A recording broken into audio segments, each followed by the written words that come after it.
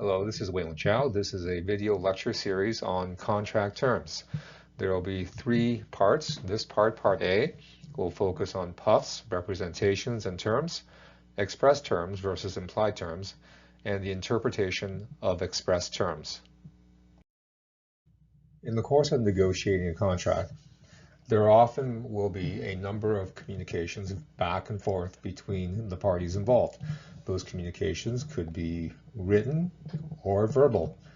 Some of those communications may represent significant elements that lead to the formation of a contract, especially an offer and acceptance, but we could also have counteroffers and rejections of offers. If an agreement is formed, the significance of some other communications that may have occurred could also be relevant. There are three types of categories: puffs, representations, and terms. Let's go back to our friends Sonia and Ahmed to help us understand what is a puff versus a representation and a term. So Sonia is still trying to sell her laptop to Ahmed, so she says, do you want to buy my Apple laptop for $700? And Ahmed replies, maybe, tell me more about it. And now Sonia says one of the following statements before Ahmed accepted Sonia's offer. The first statement is, this is the best laptop in the world. The second, it has a brand new battery installed last week. And the third statement, I'll include a free carrying case. So for that first statement, it would be considered a puff. It's an exaggerated statement. It's considered to be only sales talk.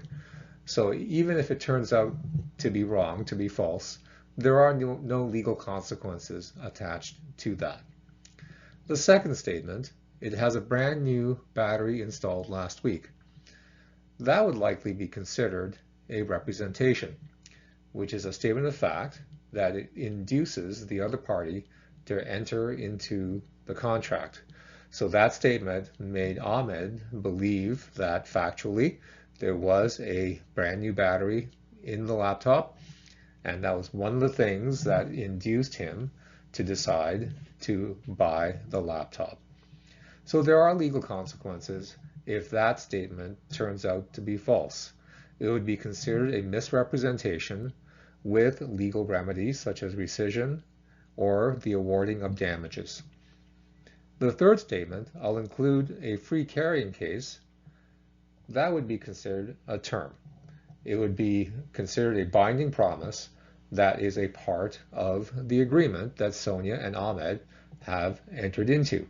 It is a promise made by Sonia to provide the laptop along with the carrying case in exchange for Ahmed paying the $700. As a term, if that promise is not performed, the other party can sue for a breach of contract. Let's explore more detailed contract terms. Contract terms are the promises, conditions, and obligations that make up the content of the contract. The terms simply set out what each party must do and what each party can expect in return. There are two types of terms, express and implied. Express terms are the ones that are clearly agreed to. If it's a written contract, it's actually written in the contract. If it's a verbal agreement, it's actually been stated and agreed to verbally by the parties. Implied terms are neither written nor stated verbally, but they are a part of the contract by way of law or custom or industry practice, or to make a contract workable. An example of a provision that is automatically included, let's say in an employment contract, is the common law requirement that reasonable notice be given on the termination of an employee. The significance of a term is that if a term is not met, if the obligation is not fulfilled, it results in a breach of contract, which allows the injured party to sue for remedies. Let's go back to our friends Sonia and Ahmed and have a careful look at the conversation that they had that led to the formation of their contract. Sonia started by saying, I'm selling my Apple laptop for $700. Would you like to buy it? So that is considered to be an offer with the express terms identifying the item that's being sold, which is the Apple laptop, and the price, which is $700. Ahmed says $700 sounds a bit high. Is it worth it? That is considered to be an inquiry. There's no legal effect of making an inquiry. It's just asking questions to gather more information. Sonia then says, this is the best laptop on the market. It runs lightning fast. That's considered to be a puff. It's only an exaggerated sales statement and has no legal effect. Her next statement, it has a new battery installed last month and the hard drive was replaced just 6 months ago. That's a representation. It's a factual statement. And if that statement turns out to be false, it would be considered a misrepresentation. Her next statement is, I'll also include the original charger and a carrying case in the price. So what she's doing there, she's adding more express terms to the offer. And Ahmed chimes in and says, okay, that's reassuring, but will it actually work properly for my online classes?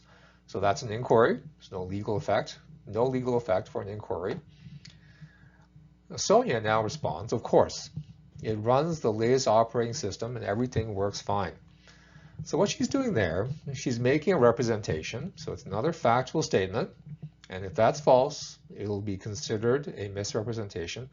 But there's also now an implied expectation that the laptop will work for the purpose that Ahmed needs it for, which is for online classes.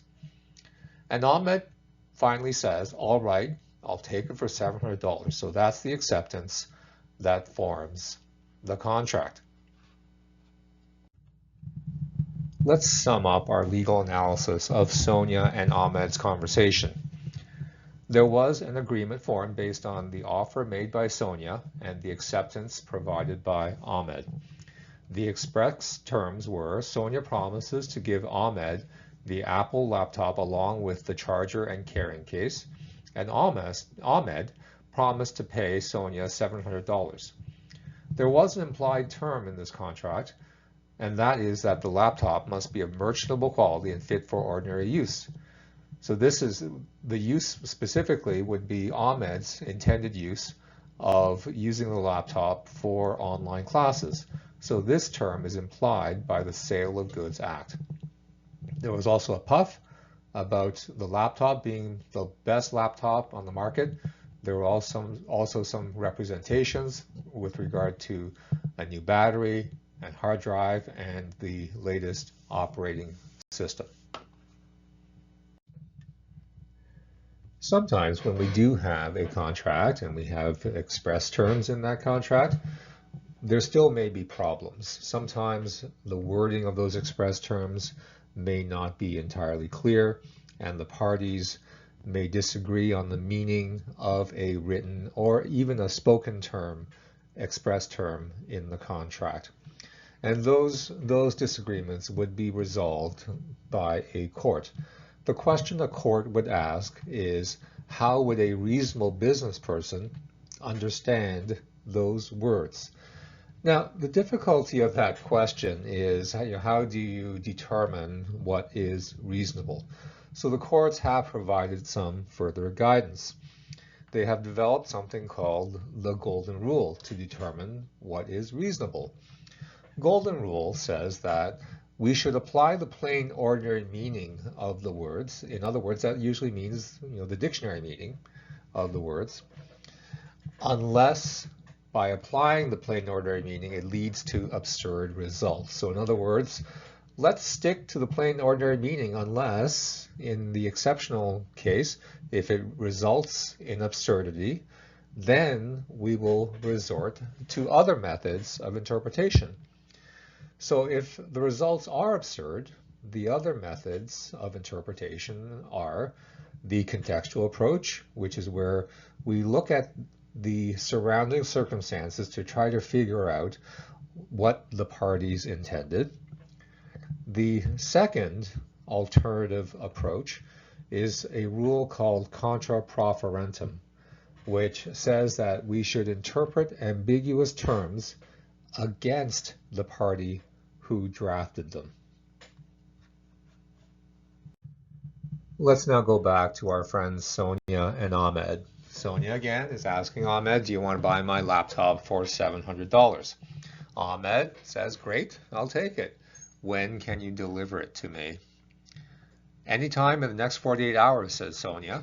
I'll include that in the written contract. So this time they're actually writing up a contract, which is always a good idea. So Sonia puts a clause in the written contract which says delivery will be made within 48 hours. Then sometime later, Sonia says to Ahmed, hey Ahmed, I want to come by at 2 a.m. tomorrow to give you the laptop. Ahmed says, what? Can't you bring it at a decent time during the day? And Sonia says, that's the only time I can do it. If you can't take the delivery, the deal is canceled. Let's now apply the golden rule to what just happened between Sonia and Ahmed. Remember, the golden rule says we use the plain ordinary meaning of the words unless that leads to absurd results. The plain ordinary meaning of within 48 hours would include 3 a.m. the next morning, as Sonia has proposed, or could include essentially any time of Sonia's choosing in the 48 hours after the contract was formed. This seems to lead to an absurd result since it would require Ahmed to take delivery at impractical times when he may not be available. So assuming that that is an absurd result, we now look at the other methods of interpretation. The first is the contextual approach, where we look at the surrounding circumstances to determine what the parties' intentions might have been.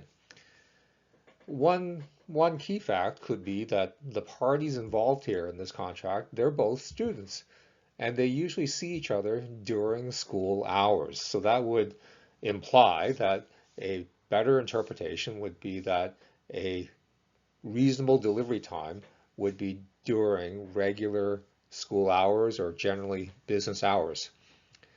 The other method of interpretation is contra proferentum. So remember, with that rule, we interpret ambiguous terms in favor of the party who did not draft the contract.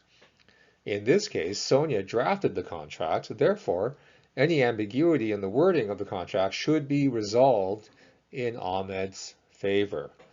So under both of these approaches, they seem to suggest that Sonia's interpretation is not the proper one, and that the two of them should try to set a delivery time that is practical and reasonable for both of them.